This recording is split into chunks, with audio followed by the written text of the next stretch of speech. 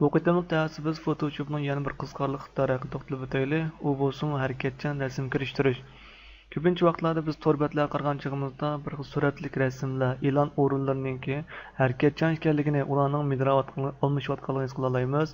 Ham bu qandoq degan gap degan chog'da amaliyotda bular bir qancha rasmlarni kirishtirib, ularni aylanma holatda shakllantirgan uchun erishgan unum. Ham biz buni Photoshop qanday qilamiz degan chog'da biz amaliy bir misoldan ko'rib boqaylik. Hujjatning ichidagi Adobe Bridge orqali achish deganni ko'ray. Qanchag'imda hozir bu yerda 6 parcha rasm bor.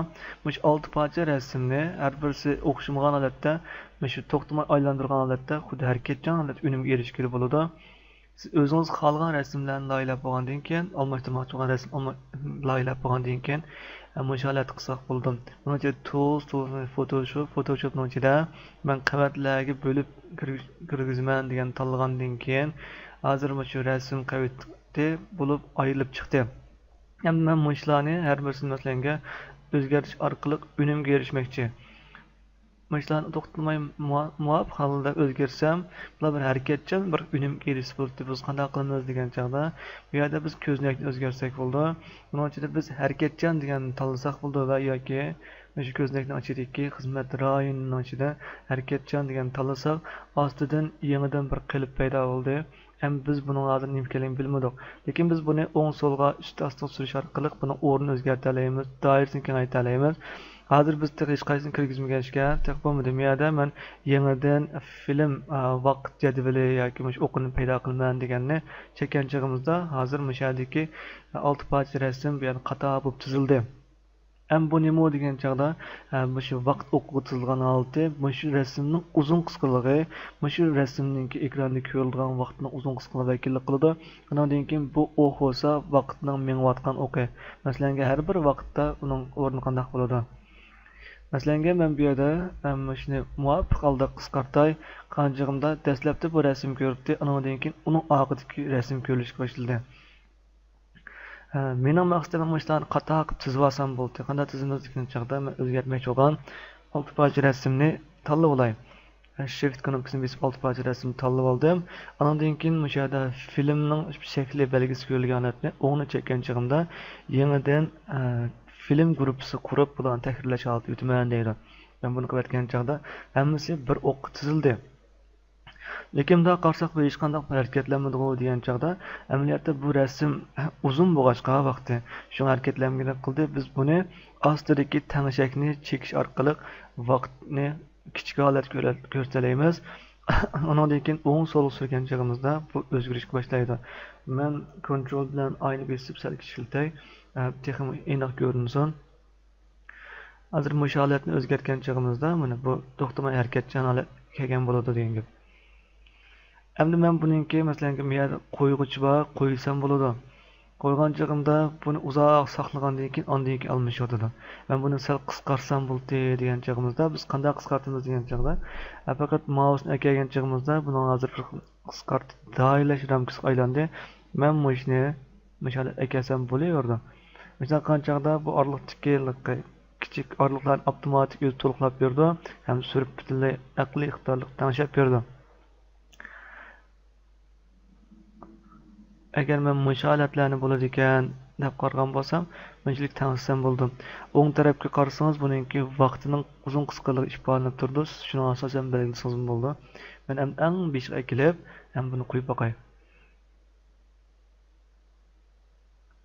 Bu vaqtning yana uzun ekanligini his qildim. Shunga men buni yana biza qisqartirish o'ylashyapman-da. Qanday qilamiz degan chog'da yana o'xshash usulda tanishsak bo'laverdi.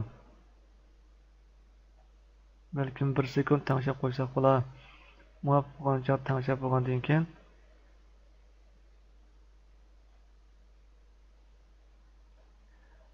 endi eng beshga kelib qo'yib boqay. Agar musholatni bo'ladi ekan deb qaragan bo'lsangiz, belgilasak bo'laverdi. Bu yerda hamda rasmningki to'xtama aylanganligini ko'rish uchun qanday qilamiz degan chog'da bu yerda tanishak bor. Tanishakning ichida biz aniqlik darajasi qancha %? 50% bu suzishligiga munosabatlik. Undan keyin bu yerda aylan bo'lib qo'yilamdi deydi. Siz buni tanlasangiz bu to'xtama aylan bo'lib qo'yiladi. Andan keyin biz bu yerni chekkan chog'imizda oxirlashgandan keyin yana başdagi nuqtaga kelib qayta davomlashib bizga musholatni qo'yib berdi degan gap. Amma musholatni bo'ldi ekan degandan keyin musholat taklif bo'lgan bo'lsak, biz buni GIF faollik hujjatga aylantirsak, qanday aylantiramiz degan chog'da hujjatning ichidagi web ishlatadigan format shaklida saqlayman deganni chekib o'tamiz. Chekib o'tgan chog'imizda bu yerda paydo bo'ldi. Birinchisi GIF faollik hujjatga saqlayman deb. Ama bu 4 ko'zak nima ifodalaydi degan chog'da kichiklish orqali bilalaymiz. Hammasiniki doirasi. Cho'ng kichikligi masalan bu holatni saqlagan chog'imizda buningki sig'imining 985 gigabayt ekanligini isbotlab berdi. Men bularni muvofiq darajada suzuklaştirsam bo'ldi ekan. Agar musholatlarni bo'ladi ekan desangiz, qisaq bo'ladi, biz texmi yaxshiroq suzukroq holatni kelib turaylik. Lekin siz ba'zi vaqtlarda bek suzuk qilsangiz, buning sig'imi yo'g'onab ketadi. Siz o'zingiz tanlasangiz bo'ladi. Agar musholatni qilman desangiz holatni qilsak bo'ladi. Suzukroq holatni ko'rmansiz, holatni ko'rsangiz bo'ladi. Andan keyin biz bu holatni qilib bo'lgandan keyin miyada qo'yg'ich bor. Masalan, bu yerda bir liqtim qo'yilamdi yoki mangulik mo deganni qilsak, mangulikni tanlab etib, meni qo'yib boqsak bo'ladi. Bularning harakatlanayotganligini his qila olamiz.